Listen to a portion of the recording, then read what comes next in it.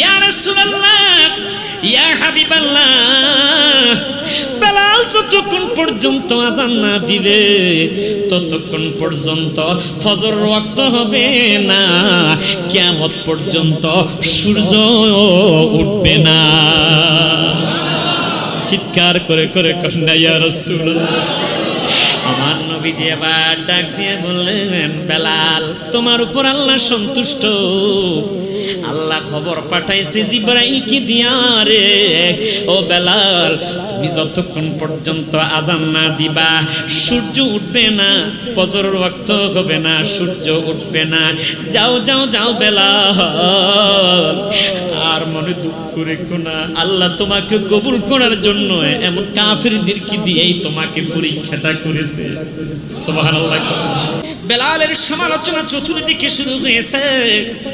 নতুন একজন মুয়াজ্জিন রাখার প্রয়োজন। আল্লাহর হাবিব কান বাড়ি হয়ে গেছে বলতে বলতে, ঠিক আছে বেলালকে ডাক দিলেন, বেলাল ইয়া রাসূলুল্লাহ, নবী গো বলেন আপনি যাহা হুকুম করবেন আমি তাই করব। আমার নবী কয়, বেলাল আজকে ফজরের নামাজ যখন সময় হয় তুমি আযান থেকে বিরত থাকবা, নতুন মুয়াজ্জিন নিয়োগ করা হয়েছে। বেলাল নামাজের মুসল্লা বিছাইয়া ঘরের এক কোনায় চলে যায়, নামাজের মুসল্লা বিছাইয়া কান্দে, আল্লাহকে ডাক দে, আল্লাহ সকলে আওয়াজ করে কন্যা আল্লাহ আমার কি অপরাধ মাবুদ, তোমাকে স্বীকার করার কারণে আহাদ আহাদ উচ্চারণ করার কারণে আমার জিহ্বাটা ছিদ্র করে দিয়েছে। আমি আশহাদু বলতে পারি না, আশহাদু বলি মিলে আমাকে মূর্খ বলবি। আল্লাহ তুমি তো মনের দিকে তাকাও। নবী বলেছেন, ইন্নাল্লাহা নিশ্চয় আল্লাহ পাক লা ইয়ানজুরু ইলা সুওয়ারিকুম ওয়ালা ইলা আমওয়ালিকুম, আল্লাহ তোমাদের সুন্দর চেহারার দিকে তাকায় না, তোমাদের এই পটিয়ায় চট্টগ্রামে সম্পদের মালিক সেই দিকে আল্লাহ তাকায় না, ওয়ালাকিন ইয়ানজুরু ইলা কুলুবিকুম, আল্লাহ তোমাদের কলবের দিকে তাকায়। আর জোরে সরে খান না সুবহানাল্লাহ। হুজুর নতুন মুয়াজ্জিন রেখেছে, ফজরের নামাজের ওয়াক্ত হয়েছে, বেলাল আযান দেয় না, নতুন মুয়াজ্জিন আযান দেয়, নতুন মুয়াজ্জিন আযান দেয়, সাহাবীদের খুশি, কাফেররাও খুশি। হযরতে বেলাল আযান দেয় নাই রে, ফজরের সময় হয় না, সুবহে সাদেক হয় না, সূর্য উঠা তো দূরের কথা, সুবহে সাদেক পর্যন্ত হয় না। আল্লাহু আকবার, আরেকটু জোরে করুন না, আল্লাহু আকবার। প্রেমিকের কলবের দিকে আল্লাহ তাকায়, তার আমলের দিকে আল্লাহ তাকায় না। আল্লাহ তো আমলের দিকে তখন তাকাবে যখন ঈমানটা পাক্কা কামলিওয়ালা হবে। আওয়াজ করে কোন ঠিক না বেঠে? জিবরাইল আসলেন নবীজির কাছে, ইয়া রাসূলুল্লাহ, চিৎকার করে কন্যা ইয়া রাসূলুল্লাহ, নবী গো ইয়া রাসূলুল্লাহ, আমরা বাইতুল মামুরের মধ্যে বেলালের কণ্ঠে আযান শুনে ফজরের জন্য অপেক্ষা করি। সুবহানাল্লাহ। আজকে কি মসজিদে নববীতে আযান হয় না? কেন রে জিবরাইল? আযান তো হয়েছে, নতুন মুয়াজ্জিন আযান দিয়েছে, কত না শুদ্ধ, কি যে সুন্দর উচ্চারণ। আহা, আমার নবীও কষ্টে কষ্টে চোখের পানি ছেড়ে দিয়ে বলতেছে, বেলাল আযান দেয় নাই, নতুন মুয়াজ্জিন আযান দিয়েছে। হুজুর, ইয়া রাসূলুল্লাহ, ইয়া হাবিবাল্লাহ, বেলাল যতক্ষণ পর্যন্ত আযান না দিলে ততক্ষণ পর্যন্ত ফজর ওয়াক্ত হবে না, কিয়ামত পর্যন্ত সূর্য উঠবে না। চিৎকার করে করে কন্যা ইয়া রাসূলুল্লাহ।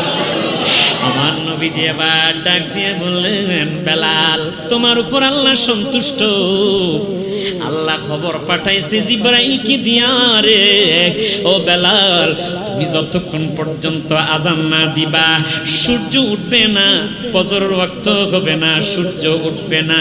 যাও যাও যাও বেলাল, আর মনে দুঃখ রেখো না, আল্লাহ তোমাকে কবুল করার জন্য এমন কাফেরদেরকে দিয়েই তোমাকে পরীক্ষাটা করেছে। সুবহানাল্লাহ। আর একটু জোরে কন্না সুবহানাল্লাহ। ইজ্জত দেওয়ার মালিক কে? তুইজ্জু মান তাশা ওয়া তুযিল্লু মান তাশা। আল্লাহ যাকে চায় ইজ্জত দেওয়ার, আল্লাহ যাকে চায় বেজ্জতি করতে, আল্লাহ পারলে আল্লাহ চাইলে পারে। কথা বলেন ঠিক না বেঠি? বেলাল খুশিতে খুশিতে মিনারায় উঠলেন। হযরত বেলাল রাদিয়াল্লাহু তাআলা আনহু ফজরের নামাজের আযান দিলেন। ফজরের ওয়াক্ত হলো, সাহাবীরা নামাজ আদায় করলো। এইভাবে যেতে যেতে যেতে যেতে একদিন রহমাতুল লিল আলামিন নবীজি দুনিয়ার জমিন থেকে যখন পর্দা করলো, বেলাল আযান যখন দিত, আযানের মধ্যে নবীর নাম উচ্চারণ করত রে। বেলালের একটা অভ্যাস ছিল, সেই অভ্যাসটা যখন নবীর নাম আযানের মধ্যে উচ্চারণ করত, আমার নবীকে আঙ্গুল দিয়া দেখাইয়া দিত। আর হযরতে আবু বকর সিদ্দিক রাদিয়াল্লাহু তাআলা আনহু বেলালের জবানে যখন নবীজির নাম শুনতো, তিনি দুরূদ শরীফ পড়তো, সাল্লাল্লাহু আলাইকা ইয়া রাসূলুল্লাহ বলে তিনি চুমাও খাইতো, চোখের মধ্যে লাগাইতো। মারহাবা কন্না। এই হাদিসটা মাকাসিদুল হাসানা নামক কিতাবের মধ্যে আল্লামা ইমাম সাখাবী রাহমাতুল্লাহ আলাইহি নোট করেছে। আমার দেশের বাতিলরা দেখে না, তারা বলে সুন্নিরা বেদাতি করে নবীর নাম শুনে সুমা খায়। না না না, এটা বেদাত নয়, এটা শিরকও নয়, এটা গুনাহ মাফের একটা আমল। হযরত বেলাল নবীজির নাম শুন যখন আযানের মধ্যে নেয়, হযরত আবু বকর সিদ্দিক রাদিয়াল্লাহু তাআলা আনহু নবীর নাম দুরূদ শরীফ পড়ে পড়ে তিনি সুমা খায়। দ্বিতীয়বার যখন আযানের মধ্যে নবীর নাম নেয়, হযরত আবু বকর সিদ্দিক রাদিয়াল্লাহু তাআলা আনহু তিনি পড়ে কুররাতু আইনি বিকা ইয়া রাসূলুল্লাহি আল্লাহুম্মা মাত্তিনি বিসসামি ওয়াল বাসার। তিনি চুমা খায়, চোখের মধ্যে লাগায়।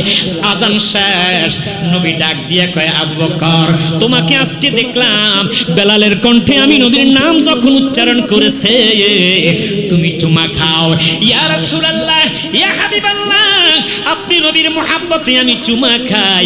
নবী আমার নিষেধ দিল না, আমার নবী বেদাতও বলল না, শিরকও বলল না। নবী কি বলল? নবী বলল মান ফাআলা মিসলা মা ফাআলা খলিলি হাল্লাত আলাইহি শাফাআতি। ও আবু বকর, তোমার মতো এই আমল যদি আমার উম্মত কিয়ামত পর্যন্ত কেউ করে, হাসরের ময়দানে ওই উম্মতের জন্য শাফায়াত করা আমি নবীর জন্য ওয়াজিব হয়ে যাবে। আরেকটু জোরে কান্না